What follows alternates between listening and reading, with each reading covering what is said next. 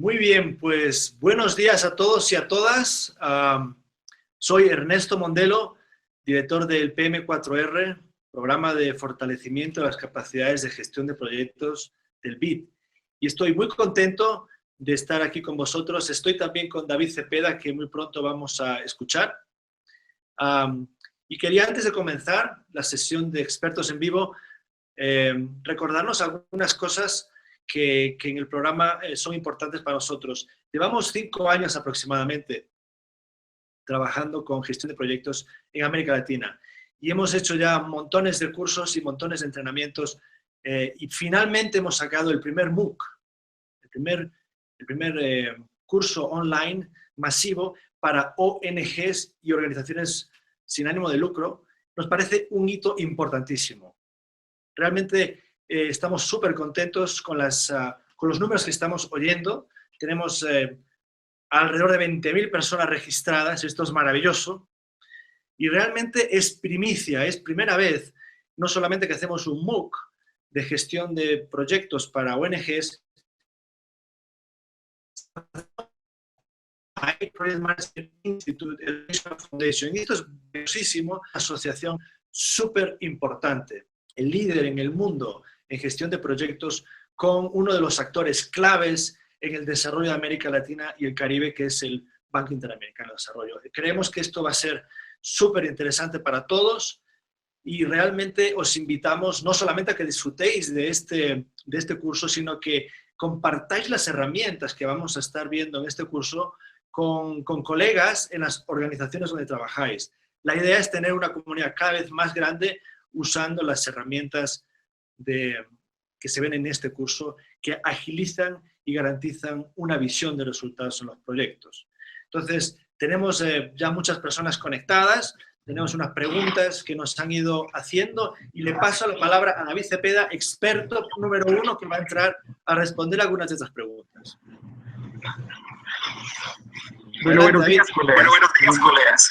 Mi nombre es David Cepeda y bueno, yo trabajo con este señor, yo trabajo con Ernesto Mondelo en el programa de gestión de proyectos para resultados. Y en realidad, la gestión de proyectos ha sido un poco la pasión mía en los últimos 5 años, trabajando mucho con los proyectos de desarrollo, pero poco a poco nos hemos ido involucrando más al nivel local, al nivel subnacional y a trabajar con ONGs. Entonces, como decía Ernesto, por eso este curso, este MOOC representa un hito para nosotros y es una línea de trabajo que nos gustaría y de hecho la estamos comenzando a explorar. Estamos segurísimos que que vamos a tener muy buenos resultados. Entonces, nada, ha sido un gusto aquí estar con ustedes respondiendo a estas preguntas, que por cierto son muy buenas. Y sin nada, comenzamos con la primera pregunta por Eduardo Abril de Fontcuberta. Y la pregunta es, ¿cómo se gestionaría un proyecto y un acta de constitución en proyectos que no tengan el apoyo de autoridades locales? En temas como, por ejemplo, de seguridad, corrupción y violencia de género.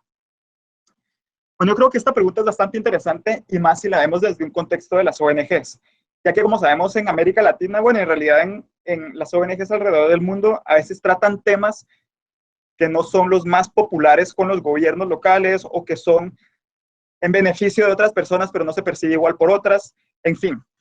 Entonces yo creo que para hacer un buen trabajo gestionando estos proyectos, lo más importante es que el patrocinador o el sponsor del proyecto esté claramente identificado y que cumple realmente su rol en la ejecución. Esta figura es la que va a asegurar el éxito de los proyectos. Una forma de mitigar estos riesgos es desarrollando también un análisis o una matriz de stakeholders o una matriz de interesados desde un principio y ver cuáles son los niveles de influencia y los niveles de interés que pueden tener estos interesados o las autoridades locales en este ejemplo, que de pronto no están de acuerdo con los resultados, no están de acuerdo con los objetivos o no están de acuerdo con el proyecto. Y de acuerdo a esta matriz ya tenemos, desde antes de comenzar la ejecución del proyecto, ya sabemos de forma más clara cómo los vamos a gestionar. Entonces, y esto creo que es una lección para todos los proyectos y durante todas las herramientas, es que podemos ser con estas herramientas un poco más proactivos en la gestión y menos reactivos. Y también la última es desarrollar un acta de constitución clara, que es este documento que estamos viendo durante este módulo, tiene que ser desarrollada de forma concisa y que refleje realmente cuáles van a ser los resultados para poder comunicar bien a los interesados. Muchas veces, cuando estamos identificando a los stakeholders, o en este caso, digamos, las autoridades locales, no es que no estén de acuerdo con el proyecto o con los resultados porque no está alineado a sus intereses o porque, o sea, simplemente puede ser porque no entienden el proyecto y no entienden hacia dónde queremos llegar. Entonces, el acta de constitución por eso es sumamente importante, porque nos permite comunicar a todos esos interesados clave de los proyectos cuál es el objetivo de mi proyecto y hacia dónde queremos llegar. Entonces, de esta forma podemos ir ganando adeptos en el camino que de pronto al principio no estaban de acuerdo, pero o sea, mientras van entendiendo cuál es nuestro foco, pueden cambiar la mentalidad. Entonces, buenísima pregunta. Vamos ahora con la 2 por parte de Susana. La pregunta es, según mi experiencia, ¿cuáles son las implicaciones de no desarrollar correctamente un acta de constitución o no utilizarla como es debido? Yo creo que también esta pregunta es sumamente relevante en este contexto porque muchos, y lo hemos visto, y con Ernesto hemos trabajado en proyectos que no tienen bien hecha el acta de constitución o no, a veces la hacen porque es un check más a la hora de establecer un proyecto, pero no le ponen, o sea, no le meten mucha cabeza, no le meten muchos argumentos, muchos fundamentos, y esto se va a ver reflejado cuando se siga ejecutando el proyecto, porque como vamos a ver, durante todas estas herramientas, cada una de las herramientas depende de la siguiente, y todas están interconectadas. Si hacemos cambio en una, necesariamente vamos a tener que hacer cambio en la otra. Entonces, al no hacer correctamente la herramienta que sustenta todo el proyecto y la que es la base de todo el proyecto, eso se va a reflejar en los resultados de las siguientes herramientas. Y también por el mismo lado, como han estudiado en el módulo, en este documento se resaltan los objetivos y resultados esperados, que de forma muy general se van desarrollando para mostrárselo al equipo del proyecto, pero también a la gente fuera. Entonces, si esta no se hace bien, regresando un poco y atándole a la pregunta anterior, no vamos a poder comunicar de forma adecuada qué es a dónde queremos llegar con este proyecto. Entonces, esto va a crear confusión en los interesados o las personas que va a afectar el proyecto y no vamos a tener un buen arranque. Entonces, moraleja de esta pregunta es que sí tenemos que ponerle mucho interés a este documento, tenemos que hacerlo de forma conjunta. Bueno, en realidad lo hace el patrocinador, pero esto tiene que estar muy bien fundamentada. Y bueno, más adelante vamos a hacer una pregunta, ¿cuáles son los requisitos para llegar a la información del acta de constitución? Que es la siguiente, de hecho. La siguiente pregunta es de Margarita Chávez. ¿Qué requisitos previos se requieren para el acta de constitución de un proyecto? Bueno, los requisitos, como muchas cosas bueno, casi todas las herramientas en gestión de proyectos, nada está escrito en piedra y lo que le funciona a mi proyecto puede que al que esté gestionando Ernesto no van a tener los mismos resultados. Pero sí hay algunos requisitos básicos que todos los proyectos deberían de tomar en cuenta a la hora de pensar en su acta de constitución. El primero de ellos es el perfil del proyecto. Y esto básicamente es un documento que me va a dar las características y me va a decir, me va a dar en forma general qué es el proyecto. Entonces, con base a esa información, vamos a un poco llenar los campos que el acta de constitución requiere. La otra, y esta es sumamente importante, es la matriz de resultados o marco lógico. Algunos proyectos tienen matriz de resultados, otros el marco lógico, pero básicamente es una matriz en donde se detallan cuáles van a ser los resultados del proyecto, o sea, qué es lo que se quiere alcanzar. Entonces, con base a eso, también vamos a tener una idea de lo necesario para rellenar el acta de constitución. Otra es la documentación de aprobación del proyecto. O sea, todos los proyectos tienen documentos que los atan, los documentos que ya fueron aprobados, o sea, básicamente documentos que le dan un poco la luz verde al proyecto. Y con base a eso se hace el acta de constitución, que ahí sí es el banderazo de salida. Y lo último es la matriz de interesados. Y aquí no podemos hacer más énfasis con Ernesto la importancia que tiene la matriz de interesados en un proyecto. Desde antes de comenzar a ejecutarlo, ya tenemos que tener en blanco y negro quiénes son las personas a las que va a impactar, ya sea positiva o negativamente el proyecto, y qué tanto nivel de interés o qué tanto nivel de influencia tienen esas personas. Y como les decía antes, con esto ya podemos ser un poco proactivos a la hora de comunicar el proyecto y a la hora de comunicarnos con ellos. Poco a poco aquí en los proyectos hemos visto que los equipos ya tienen las herramientas técnicas un poco instaladas en su equipo, pero en el tema de comunicaciones es muchas veces donde fallamos. Entonces aquí, por esto esta matriz, la matriz de los interesados, vale mucho la pena hacerla desde el principio, porque esto nos va a permitir comunicar adecuadamente y con quién, ¿no? Y la otra, que también creo que me parece sumamente importante, es la documentación histórica que existe. Si digamos que una institución se dedica a hacer proyectos, ¿no? Pero muchas veces, conforme va pasando el tiempo, ya tenemos lecciones aprendidas, ya tenemos documentación histórica de los proyectos, que en realidad deberíamos de documentarla de forma adecuada y recurrir a ella cuando comencemos uno. Esto rara vez se hace, rara vez, si yo empiezo un proyecto de agua o un proyecto de energía, rara vez yo recurro a lo que se ha hecho en el pasado para no cometer los mismos errores, o de pronto lo estoy haciendo en una misma localidad y hay temas, no sé, temas de contexto de esa localidad que tengo que tomar en cuenta, que ya está documentado, pero no recurro a ello y caemos en los mismos errores una y otra vez. Entonces yo creo que la documentación histórica es muy importante a la hora de comenzar un proyecto y a la hora de comenzar un acta. Tenemos que tener bastante clara que el acta no va a sustituir documentos de diseño o de aprobación, sino más bien los complementa. Y mucho del contenido que vamos a poner acá se basa en el juicio de expertos. Es decir, o sea, yo, Ernesto, ustedes, que son los que conocen del proyecto, los que conocen del área, del sector, y con eso uno se puede ir basando para ir desarrollando el acta de constitución.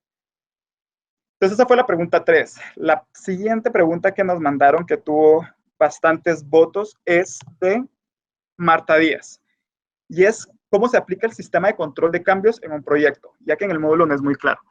Esta pregunta es interesantísima porque los cambios en un proyecto, bueno, pueden ser de diferentes niveles, ¿no? Pero los cambios sustanciales no pueden ser hechos por cualquiera en el equipo. Hay personas específicas que están designadas desde el acta de constitución, que están autorizadas para autorizar, valga la redundancia, los cambios en el proyecto. Y esto se hace para que exista un proceso de cambios importantes, ya que estos pueden tener implicaciones en el alcance del proyecto, en los costos del proyecto y en los tiempos del proyecto, entre otras cosas, ¿no? Digamos que yo soy miembro de un equipo que tiene que hacer 100 escuelas en, no sé, en 5 años. Yo unilateralmente, yo no puedo cambiar el alcance y decir que ya no se van a hacer 100, sino se van a hacer 80 escuelas, porque pues yo pienso que las otras 20 ya no van a tener utilidad, o la localidad donde se identificó pues ya perdimos el interés. En realidad estos cambios sustanciales tienen que ser aprobados por personas específicas. Y es importante que esta persona o grupo de personas que estén autorizadas en hacer los cambios, los gestionen adecuadamente y también los cataloguen. Porque si yo hice un cambio a una de las herramientas o al alcance del proyecto, en 2 años yo puedo regresar a ver la documentación del proyecto y ver por qué se hicieron esos cambios y ver si eran justificables o no eran justificables. Pero básicamente tener un archivo de todo lo que se ha hecho y todos los cambios. Y dentro de esto hay un proceso que se llama el proceso de cambios, el proceso de control de cambios, que es el que asegura que todos los cambios hechos al alcance, cronograma, el presupuesto, los objetivos, los beneficios, que sean identificados y que sean evaluados para aprobarlos y ver si efectivamente se hacen, no se hacen o se posponen. Entonces, todo este proceso culmina en la persona que se identificó o las personas que son los encargados de aprobar los cambios. Entonces, esa fue la pregunta 4. Vamos ahora a la 5 de José Argüello. Y la pregunta dice, ¿hasta cuántos niveles es recomendable desglosar la DT? Y tiene una segunda pregunta que es, si mi proyecto tiene varios componentes, ¿puedo hacer una DT para cada uno de ellos? Excelentes preguntas. Comenzando ya con la herramienta de la estructura desglosada del trabajo, que es para gestionar el alcance del proyecto. Entonces, para contestar la primera es, ¿cuántos niveles? Bueno, en realidad no hay un número mágico que nos indique hasta dónde se debe desglosar. Y como les decía, en casi todas las herramientas de gestión de proyectos no vamos a encontrar un poco de reglas generales o reglas universales que apliquen para todos los proyectos. Va a depender mucho del tamaño, del contexto y de la complejidad del proyecto en el que estoy trabajando, ¿no?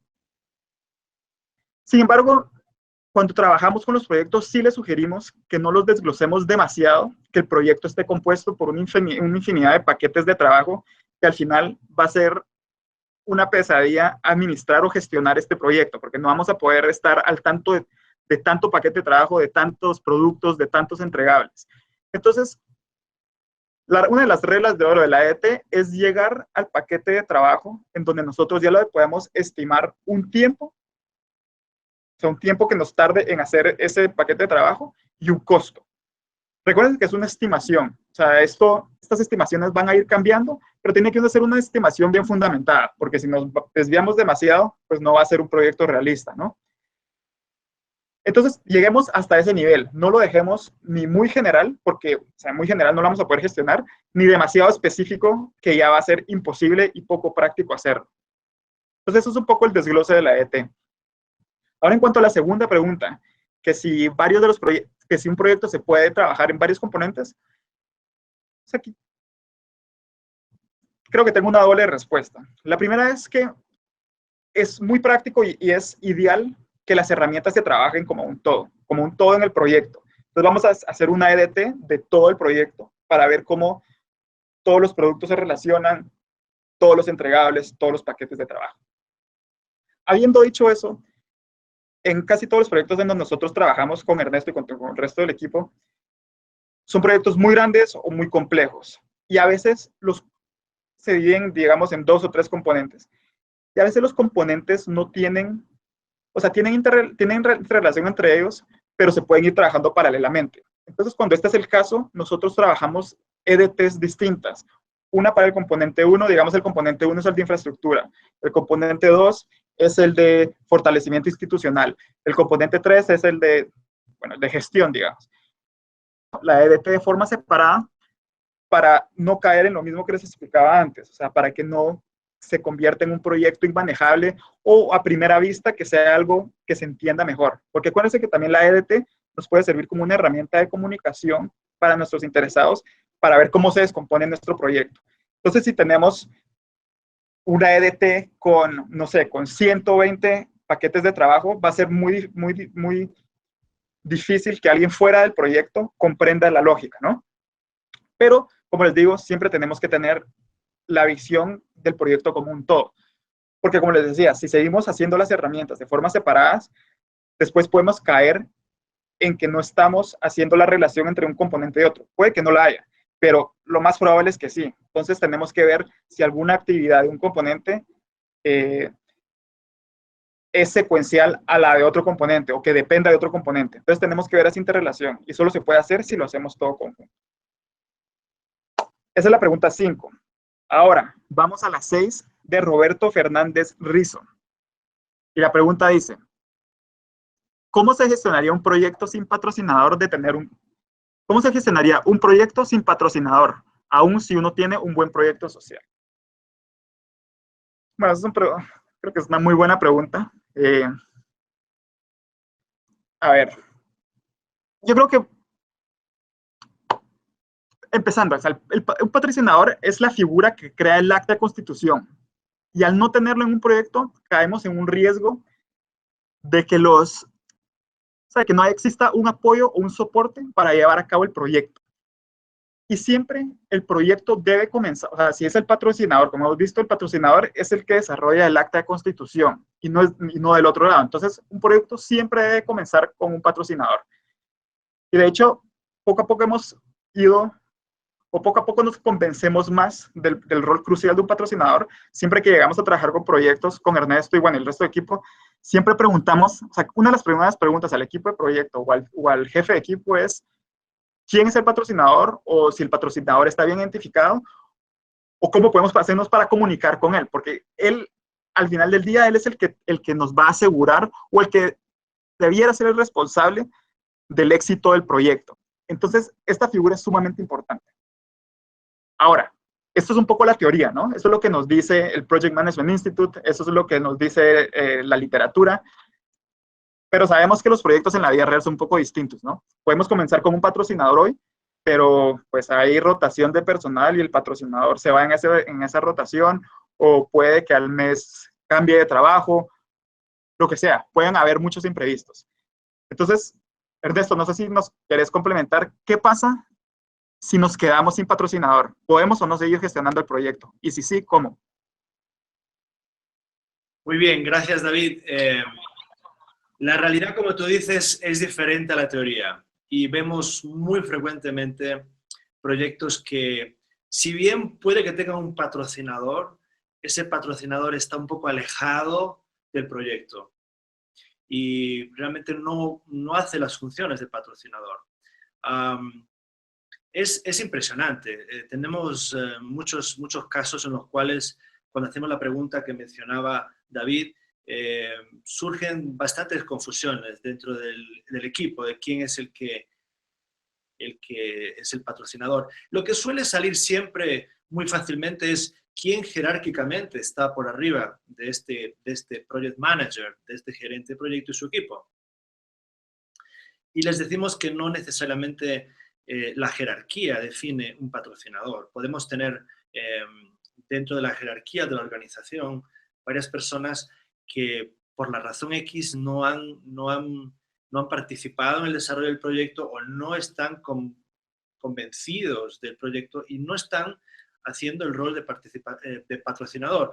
Entonces, la pregunta que les hacemos para salir de esta trampa de las jerarquías en las instituciones es, la pregunta que les hacemos es, si tú tienes un problema que está más allá de tu alcance para resolver, ¿a quién llamas?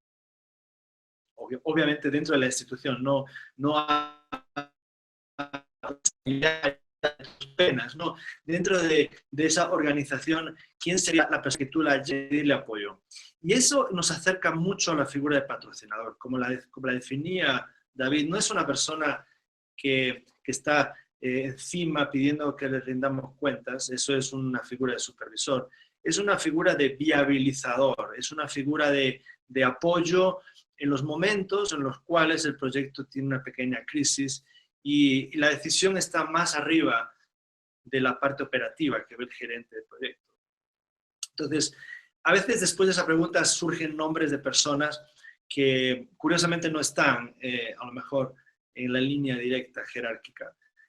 Y es muy importante identificarlo.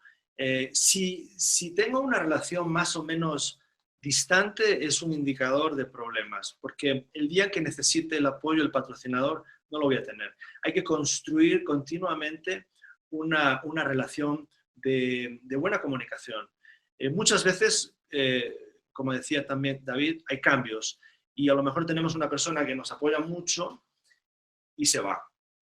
Entonces, en lugar de llevarnos las manos a la cabeza y decir, bueno, se nos fue el patrocinador, lo que hay que intentar es prepararnos para reunirnos con la nueva persona y ver si somos capaces de transmitir la importancia de nuestro proyecto. El project manager le tiene que dedicar más del 80% de su tiempo a las comunicaciones hacia arriba, patrocinador, y hacia abajo. Además de los que están fuera del proyecto, que son los interesados. Entonces, esa comunicación, el project manager, el patrocinador, es ser muy continua, al punto de que podamos entender cómo este proyecto se inserta en la prioridad estratégica de la organización. El punto de contacto entre la estrategia y el proyecto es el patrocinador. Si el patrocinador no entiende cómo este proyecto contribuye a las metas de la organización, no va a ser un buen patrocinador. Vamos a tener un patrocinador que va a intentar ayudar, pero en cuanto surge un problema, va a tener poca motivación para defender el proyecto. Entonces, el trabajo que hace muchas veces el project manager es visualizar con el patrocinador el impacto que tiene el proyecto en la organización, en las metas, en la estrategia, para que realmente el proyecto sea siempre relevante.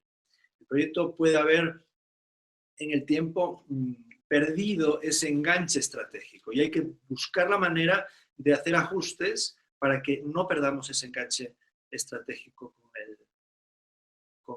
entre el proyecto y la estrategia de la organización. El patrocinador es clave para ese trabajo. Bueno, me parece que con esto tenemos ya un poco más claro cuál es la figura de este patrocinador y es importante involucrarlo en las decisiones claves, incluso cuando mencionábamos antes el tema de los cambios, es una persona clave en la aprobación de cambios que se pueden realizar al proyecto. Te paso la palabra, David. Gracias, Ernesto. Gracias, Ernesto. Sí, yo creo que... rescato lo que dices y creo que eso tenemos que grabarlo un poco cuando estemos pensando en el patrocinador y tú lo dijiste muy bien, o sea, el patrocinador no es alguien que está encima del equipo, no está viendo que las cosas se cumplan a forma diaria, ¿no? O sea, el patrocinador está ahí, él es el que habilita a las personas o si hay algún problema, el gerente de proyecto lo llama y él lo ayuda, pero no es alguien que esté en el día a día. Entonces, y por eso la figura es sumamente importante, porque es un poco el que destapa los problemas en los proyectos y tiene que ser alguien que esté plenamente comprometido y que esté alineado con la estrategia y que sepa muy bien la estrategia cuál seguir, ¿no? Entonces, por eso que poco a poco, como les decía, resaltamos esta figura y tratamos de involucrarla lo más temprano posible en todo lo que hacemos. Entonces, siguiendo un poco con las preguntas, pregunta 7, que es de Ricardo Arias Salcedo. Y Ricardo nos pregunta, ¿cómo identificar que dentro de los interesados de un proyecto se involucren personas u organizaciones cuyos antecedentes se muestran dudosos y que giren el alcance del proyecto hacia sus intereses particulares? Buenísima pregunta, Ricardo. Y esto me parece también muy relevante al tipo de proyectos, o sea, al tipo de proyectos de ONGs, y en realidad cualquier tipo de proyecto público, ¿no? O sea, estos proyectos de desarrollo, los proyectos públicos, tienen un sinfín de interesados, de gente que les impacta, ya sea de forma positiva o de forma negativa, pero hay un sinnúmero de este tipo de personas. Y siempre va a aparecer alguien o un grupo o organizaciones ya más grandes que traten de girar un poco los intereses del proyecto para su propio beneficio. Entonces yo creo que de esto no nos podemos escapar. Todos los proyectos van a tener interesados que representen oportunidades y riesgos para los proyectos. Va a variar el nivel del riesgo, pero siempre lo van a ver. Entonces siempre tenemos que estar un poco precavidos con eso. Interesados que busquen su propio beneficio, para mí lo que tenemos que hacer es identificarlos, como les decía, con esta matriz de interesados. Por eso es que es tan poderosa y pensamos que siempre hay que trabajarla desde el principio. Porque esto nos va a permitir, y la pueden ver en la diapositiva, esto nos va a permitir desde muy temprano en el proyecto ver o empezar a trabajar estrategias de cómo lo vamos a abordar. Entonces, es bastante simple. Ustedes agarran en un cuadrante, tienen dos ejes, ¿no? Entonces, en el eje Y va a estar el poder o influencia y en el eje X vamos a tener el interés. Entonces, nosotros vamos a agarrar nuestro pool de interesados que hemos identificado y los vamos a colocar en este cuadrante. Dependiendo de cuánto interés y cuánta influencia tengan estos interesados, pues ya podemos ir viendo cuál es la estrategia que vamos a hacer. Por ejemplo, si uno de los interesados que yo tengo representa un riesgo y tiene un poder alto y un interés alto, entonces aquí lo vamos a tener que gestionar de cerca. Pero si este interesado no tiene mucho interés, pero sí tiene poder, entonces lo vamos a tener que mantener un poco satisfecho con algunas cosas. Pero bueno, entonces aquí es donde entra a ver qué estrategias utilizar si ellos están tratando de, o si nosotros sabemos si están tratando de usar el proyecto para sus propios beneficios. O sea, el tema aquí es tratar de identificar a todos los interesados y ponerlos en una forma fácil en donde nosotros lo podemos gestionar de cerca. En estos cuadrantes, los interesados pueden ir cambiando. Eso es lo que tenemos que tener clarísimo. Nada en la gestión de proyectos es estático y no debiera ser. Entonces siempre tenemos que regresar a nuestras herramientas y ver si algo ha cambiado, porque de pronto, como regresando un poco a la pregunta 2 o 1 que teníamos, de pronto un interesado que empezó un poco obstaculizando mi proyecto, tratando de usarlo para sus propios medios, conforme va la ejecución del proyecto, este interesado puede cambiar completamente, se puede volver un aliado mío, entonces mi gestión o mi estrategia de comunicación con él va a ser muy distinta. Entonces, lo que les quiero decir es que todo esto es dinámico. Entonces hay que estar muy precavidos en estar cambiando y estar actualizando sus herramientas y de esa forma responder a este tipo de actores que ustedes mencionan acá. Pregunta 8. La pregunta 8 viene de Yorbel 99. Y la pregunta dice, ¿cómo hacer para que el acta de constitución sea un documento indispensable y de referencia al inicio de la gestión de un proyecto? Bueno, esta creo que va un poco atada a la que respondimos hace algunas preguntas. Y creo que la respuesta fácil es hacer el acta de constitución bien hecha. Como les decía, hemos visto muchos proyectos con el equipo en donde el acta se desarrolla como un requisito más, porque pues lo requieren y es el documento que le da luz verde al proyecto, pero no se le mete mucha cabeza al hacerlo y no se repasan los documentos previos, como les decía, no se repasan las lecciones aprendidas, se hace un poco ahí solo por llenarlo y para seguir adelante ya con la ejecución del proyecto. Y para mí esto es un grave error, porque entonces estamos sentando unas bases que no van a aguantar para el resto del proyecto. Entonces, creo que el mensaje acá, y esto se lo repetimos mucho a los ejecutores de los proyectos, a los jefes de equipo, es que estas herramientas de gestión, incluida el acta de constitución, no debieran de representar una carga al equipo. O sea, en realidad esto no lo deberían de percibir ellos como un trabajo más o como tenemos que estar llenando esto. O sea, tiene que ser completamente lo opuesto. O sea, si el acta de constitución o cualquier herramienta no representa un beneficio para ustedes o creen que representa más trabajo para hacerlo, creo que no se está empleando bien o no se está utilizando correctamente, porque en realidad todas estas herramientas de gestión no es algo que genere reportes, sino es algo que nos guía, es algo que nos guíe para cumplir los beneficios de nuestro proyecto. Entonces, el acta de constitución, para que sea efectiva, uno, tiene que estar claramente bien hecha, tiene que representar información con estimaciones, o sea, lo mejor hechas posible, que estén fundamentadas, y en este caso, creo que calidad se sobrepone sobre la cantidad. O sea, creo que lo estudiaron en el módulo, que no tiene que ser más de 4 páginas, 5 páginas. O sea, tiene que ser algo muy conciso, que tenga la información general de un proyecto. Y siempre lo que nos hacemos la pregunta, porque de pronto yo entiendo mi acta de constitución, yo entiendo mi proyecto, pero claro, yo he estado trabajando en mi proyecto por mucho tiempo. Entonces la pregunta que hay que hacerse, si alguien que está completamente alejado del proyecto, no sabe nada del contexto, no sabe nada del sector, entiende el acta, entendería qué es lo que estamos tratando de alcanzar. Entonces, si sí, entonces yo creo que vamos por buen camino. Si no, pues de pronto hay que modificar un poco el acta, porque en realidad eso para eso sirve, es para comunicar mi proyecto. Listos. Entonces esa fue la 8. Ahora la 9 de María Jiménez. Dice, ¿puede el acta de constitución y la EDT modificarse una vez desarrolladas y aprobadas? Bueno, yo creo que esta pregunta tiene también un poco ahí de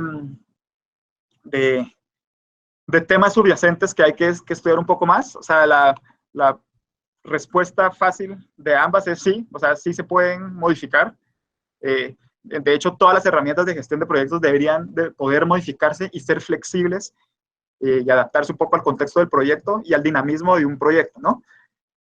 Pero sí creo que hay que hacer un poco una salvedad acá. O sea, que el acta de constitución no debiera modificarse constantemente o no debiera modificarse sustancialmente. Porque aquí es donde estamos como un poco partiendo o de alguna forma partir de una línea de base que va a guiar el resto de mi proyecto. Entonces, si yo a los 2 años de mi proyecto yo cambio el objetivo, pues entonces eso no va a servir. Pero hay ciertas cosas en el acta, digamos, el acta también me define quién va a ser mi gerente de proyecto y quién va a ser mi equipo, los recursos humanos. Como sabemos, en los proyectos hay alta rotación de recursos humanos. Entonces, como temas de esos sí van a cambiar. O sea, o de pronto mi proyecto comenzó con 4 componentes con un presupuesto de 100,000. Pero a la mitad del proyecto, pues nos quedamos sin presupuesto y hay que recortar algo. Entonces, lo convertimos en 3 componentes con un presupuesto de 60,000. Entonces, ese tipo de cosas, pues es inevitable y vamos a tener que modificar el acta. Y ahí sí es mejor modificarla para que un poco tenga una conexión con el resto de las herramientas que estemos haciendo, porque si no va a estar, no va a tener sentido una cosa con el otra. pero creo que el mensaje aquí es, no debiera de modificarse, o lo ideal es no modificarla sustancialmente. A diferencia de, bueno, en la EDT es un poco diferente porque aquí ya estamos hablando del alcance del proyecto, y aquí las cosas, bueno, aquí sí creo que van a cambiar más. Y esto lo van a ver a lo largo del curso, un poco la interconexión que existe entre una herramienta y la siguiente. Y lo que les decía, ¿no? O sea, una herramienta siempre va a incidir en la otra, y lo que cambiemos en una claramente va a cambiar en por lo menos alguna otra.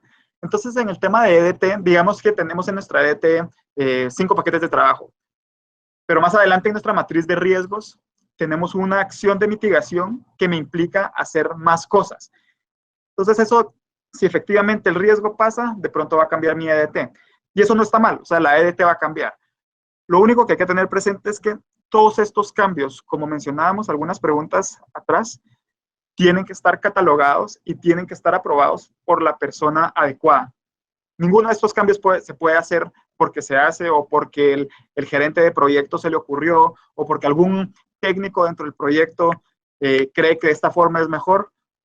No, o sea, siempre en el acta de constitución se va a definir quién es la persona o quiénes son las personas que están autorizadas para realizar los cambios. Y todas estas modificaciones deben de responder a esa persona, ¿no? Listos, entonces esa es la EDT y el acta. Ahora la pregunta, creo que la pregunta 10, en cierto sentido, la respondimos un poco. Ernesto también habló bastante sobre el sponsor o el patrocinador del proyecto. Entonces la pregunta de Roseli dice, si el gerente del proyecto aún no ha sido designado, ¿quiénes son los responsables de redactar el acta de constitución? Entonces, el acta de constitución la redacta el sponsor o el patrocinador del proyecto. Y como decíamos, esta es una figura o un grupo, no necesariamente es una persona, puede ser un grupo de personas que autoriza y lo importante, provee los recursos para el proyecto. Le da la luz verde al proyecto con este documento. Algunas partes, o sea, o algunas bondades de esta figura es que ubica el proyecto con la estrategia corporativa. Entonces, tiene que ver cómo la estrategia de toda la organización o de la ONG va en línea con este proyecto que estoy proponiendo. Y si en el camino se está descarrilando un poco, pues el patrocinador es el que la encarrila de nuevo, claramente pues con la ayuda de todo el equipo, pero él es el responsable del éxito del proyecto. Entonces es un poco las características, y es un poco la figura es la que mantiene vivo el para qué del proyecto, por qué lo estamos haciendo. Hay proyectos o sea, hemos trabajado en proyectos que se han extendido y han tenido, no sé, o sea, empezaron con 4 años, luego se le dieron un plazo de 3 más, entonces son 7. Entonces se puede perder de vista el objetivo original del proyecto. Entonces el sponsor del proyecto tiene que tener esa visión de largo plazo o una visión retroactiva de qué es, o sea, por qué se consiguió el proyecto y mantener eso en línea. Entonces eso es un poco de el patrocinador, eso lo vamos a seguir viendo en todas las herramientas. Y la última pregunta, perdón, que aquí me gustaría que Ernesto, creo que Ernesto tiene una buena visión aquí, que es de Javier Estocalenco, que cuáles son los interesados, la pregunta es cuáles son los interesados claves que participan en la preparación de la EDT. Entonces, Ernesto, no sé si nos puedes ayudar a contestar esta pregunta.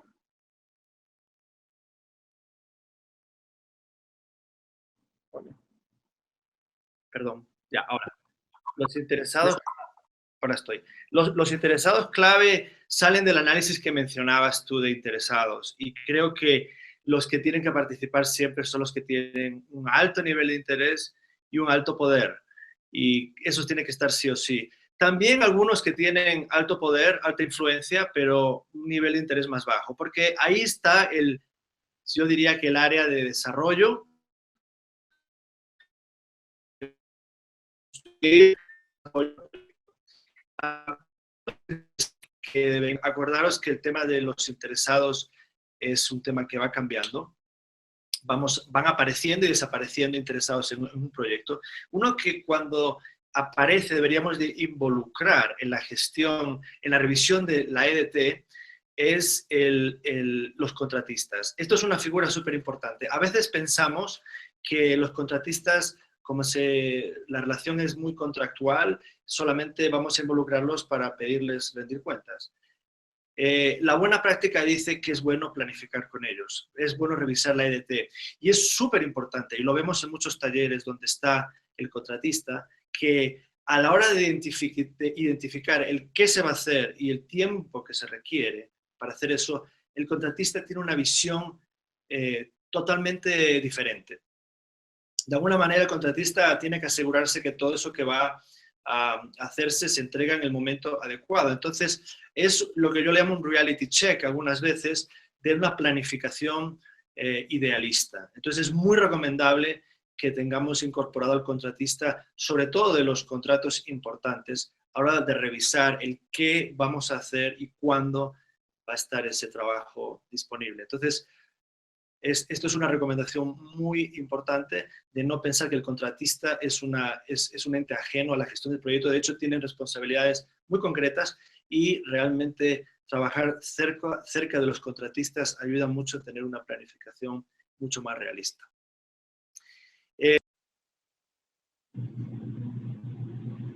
Unas están puestas ahora aquí en el PowerPoint, pero tenemos algunas más.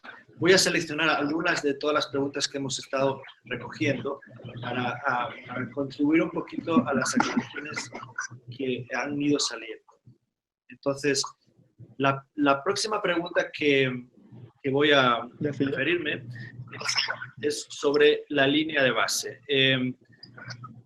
Algunos participantes estaban intentando ver si hay una relación entre lo que se llama en la teoría línea de base y la acta de constitución, y realmente son dos cosas diferentes. No me gustaría confundir con el hecho de que el acta de constitución puede ser una línea de base. La línea de base, como tradicionalmente se usa, es la planificación del trabajo que se hace al inicio de un proyecto y sobre la cual vamos a estar viendo qué desviaciones tenemos. Es muchísimo más que una acta de constitución, que es el inicio. La línea de base se suele referir a la planificación, no al inicio de un proyecto. Entonces, cuando tengamos ya planificado el alcance, el tiempo, el costo, etcétera, todo eso, cuando arrancamos el proyecto, se constituye en la línea de base. Cambios aprobados dentro de la gestión del proyecto vuelven a revisar esta línea de base. Es decir, solamente los cambios aprobados vuelven a ser línea de base. Lo demás es un diferencial, es una desviación que tiene probablemente un impacto en el tiempo, el costo y que ha sido analizada y no se cambia la línea de base. Entonces, este es un concepto interesante. Luego, había preguntas sobre cómo los cambios de objetivos afectan al acta. En realidad, un cambio de objetivos no es un cambio que se debería manejar en el acta de constitución. Los objetivos de un proyecto están directamente ligados y relacionados con cómo contribuye a una estrategia. Si están cambiando los objetivos, el proyecto es diferente. Tenemos un proyecto que no es el mismo, por lo tanto, hay que replantearse si realmente hay que cambiar muchas de las cosas en el proyecto. Cuando hablamos de cambios, nos referimos a cambios de alcance, del tiempo, costo, no de objetivos. Los cambios de objetivos es la identidad del proyecto. Cuando un proyecto tiene un cambio de objetivos, probablemente el proyecto que teníamos antes desaparece y se está creando un proyecto nuevo. Entonces habría que crear un acta de constitución para un proyecto nuevo. Este tema de objetivos es demasiado importante para manejarlo con modificaciones al acta de constitución. El acta de constitución, salió esa pregunta, también cómo se documenta. Pues normalmente hay diferentes versiones. Si hay algún cambio en los productos, en los riesgos, en los tiempos, en los hitos, se van poniendo ahí los nuevos y se mantiene un registro de cuáles han sido las diferentes versiones. Es muy histórico de todo lo que ha habido para saber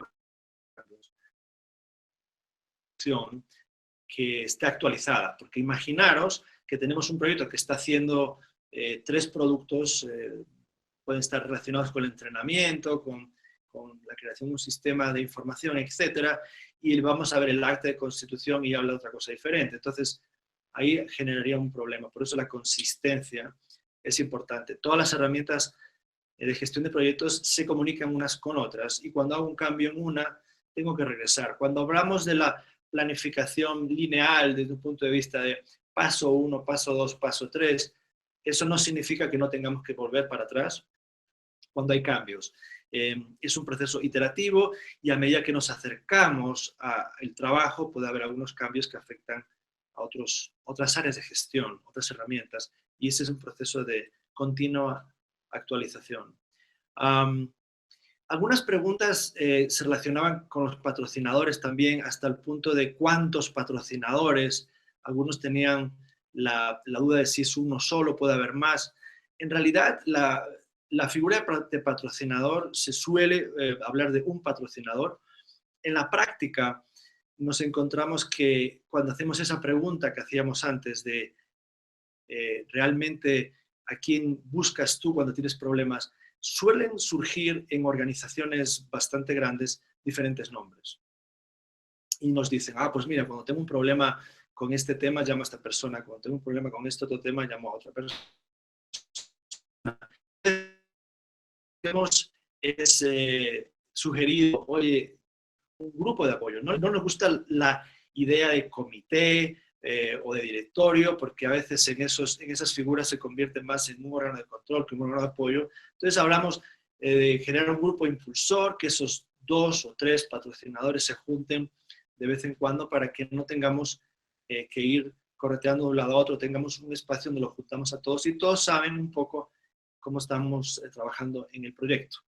Entonces, eso es posible, hay que buscar soluciones prácticas, y no por el hecho de que en la teoría se habla de un patrocinador, pues no podamos usar a otras personas. Sobre el acta de constitución, hubo una persona que preguntaba si garantiza el éxito del mismo. No hay ninguna herramienta en sí que garantice el éxito de la gestión de un proyecto. Todas son necesarias, todas tienen un objetivo diferente, y en el caso del acta de constitución para mí es como el certificado de nacimiento de un proyecto. Cuando hablo del acta de constitución digo, pues fíjate, cuando un ser humano nace tiene un certificado de nacimiento, cuando un proyecto nace tiene un certificado de nacimiento. ¿Y qué pasa después si esa persona se casa, tiene hijos, en fin, tiene propiedades? Todo eso va sumando a tu certificado de nacimiento, igual que en el acta de constitución los cambios se van incluyendo ahí. Pero realmente no es una herramienta que en sí sola nos garantiza el éxito. Nos garantiza que partimos todos los sectores en la misma página. Todos tenemos la misma información a nivel muy alto, superior, de qué va a hacer el proyecto. Y esto es importante porque, si os fijáis, las actas de constitución no son documentos muy largos, porque nadie va a leer un documento de 20, 30 páginas. Pero sí todo el mundo puede leer un documento de 2 o 3 páginas, donde se pone claramente qué es lo que se va a hacer, para que nadie tenga diferentes lecturas, ¿no?, de lo que el proyecto está buscando. Entonces sí es una herramienta importante, no es la única herramienta que necesitamos para gestionar y para tener éxito. Hay otra pregunta relacionada sobre el acta de constitución, de si realmente si nos mitiga riesgos. Yo creo que sí. Yo creo que el acta de constitución es, como cualquier herramienta de gestión de proyectos, es una buena manera de mitigar los riesgos. En el caso de las comunicaciones, que tengamos expectativas diferentes y que realmente los stakeholders no sean capaces de apoyarnos porque no entienden muy bien qué estamos haciendo en el proyecto. Entonces sí creo que mitiga riesgos, porque mejora la comunicación entre los actores de una manera muy sencilla, antes en documentos demasiado largos, que hace que nadie se lea. Las herramientas de gestión tenemos que pensar que son insumos, no son fines. No es ya hice el acta, creo que lo mencionaba varias veces David, sino este acta tiene que ser usada para qué. Y si no ese resultado, el uso de la herramienta, no estamos haciendo algo bien. Entonces, es muy importante entender que las herramientas son un insumo para conseguir algo. En el caso del acta, para conseguir aclarar a todos qué es lo que el proyecto está haciendo. Y en otros casos es para definir juntos con los actores qué se va a hacer, cuánto tiempo va a demorar y de alguna manera conseguir el compromiso de todos alrededor del proyecto. Entonces, el objetivo de las herramientas de gestión es comunicar mejor entre los actores, es conseguir compromiso y de esa manera tener un éxito más garantizado. En realidad no es el objetivo de ninguna herramienta el llenarse, el cumplir el formulario, sino es dar el primer paso hacia esa construcción. Y realmente el 50% de las ganancias del uso de las herramientas es lo que se genera de trabajo en equipo. Eso es súper importante. Por eso estamos siempre hablando de los stakeholders como una parte importantísima de la gestión de cualquier proyecto. No podemos usar herramientas de una manera selectiva. Y me refiero a algunas veces la tendencia a contratar un consultor o alguien que es un experto y hacer una cosa de una manera muy privada. Eso puede ser muy buena, puede parecer más rápido el trabajo y puede ser un trabajo muy bueno, pero al final no va a contar de la participación de otros y el apoyo de otros.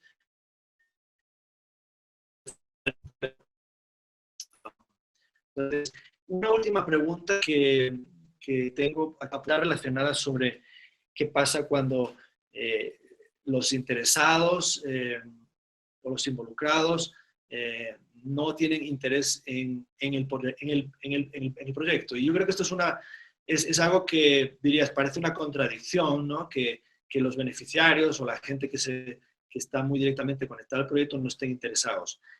Pero es una contradicción que a veces hemos encontrado. Hemos encontrado que hay poco apoyo por parte de los stakeholders y poco interés en el proyecto. Normalmente esto está asociado a una falla en las comunicaciones. Hay dos razones por las que puede pasar. Una, que el proyecto se ha descontextualizado totalmente, la realidad es otra y no hace falta el proyecto, entonces nadie quiere saber del proyecto. Suele pasar poco esto, pero puede pasar que el proyecto se vuelva un proyecto que no tiene ya espacio y no tiene una justificación y por lo tanto no recibe apoyo. Pero lo más frecuente es ver que hay diferentes lecturas o diferentes percepciones de lo que el proyecto hace que no siempre están de alguna manera aceptadas o no le gusta el enfoque a algunos interesados. Eso es una oportunidad de comunicar, eso es una oportunidad de ajustar, de hacer que el proyecto sea relevante para los beneficiarios y los interesados clave, y si no es relevante, ver de qué manera puede convertirse en relevante. Tenemos gestión y el gerente del proyecto que mantener esa conexión con prioridad estratégica y el proyecto, y si se va perdiendo, y haciendo ajustes para que realmente seamos relevantes. Si somos relevantes para esa organización, vamos a tener el interés y el apoyo de otros stakeholders. Creo que estamos ya llegando al final y me habían dicho que necesitábamos unos minutos para el cierre. Le paso la palabra entonces al organizador. Bueno, colegas, ¿ya? Con esto terminamos esta sesión. Creo que estaba contando y en realidad muchas gracias por mandar todas las preguntas demasiado interesantes. No logramos, no logramos responder todas. Esperamos que las que sí hayamos hecho hayan sido útiles para ustedes. Y nada, les dará los motivados para seguir en el curso, seguir aportando en estas sesiones. Creo que es una de las cosas más valiosas que tiene. Porque también nosotros aprendemos mucho de un poco de qué están pensando ustedes. Y de pronto algunas cosas, bueno, esto también nos hace un poco repensar los cursos futuros y ver cuáles son los temas de interés o de pronto algunos temas que están quedando un poco sueltos. Pero lo que más nos gusta de estas sesiones es un poco la aplicabilidad de las herramientas. Y hemos visto que con esto hemos alcanzado muy bien. O sea, no tanto es de cómo se hace una herramienta o por qué es, sino es más bien en temas de contexto, ya en los proyectos, cómo se hace, y esas son las preguntas que a nosotros nos gustan ver en estas sesiones. Muchas gracias, de verdad, muchas gracias por su tiempo, y nada, sin más, nos vemos en la siguiente sesión. Creo que es el 29 de noviembre, si no estoy mal. Entonces esperamos verlos a todos. Por favor, envíennos todas sus preguntas y envíennos preguntas difíciles como algunas que acabamos de responder acá. Nada, muchas gracias. Feliz día a todos. Nos vemos el 29. Muchas gracias, éxitos y compartir las herramientas con todos los colegas de vuestras organizaciones. Mucho éxito. Chao. Chao.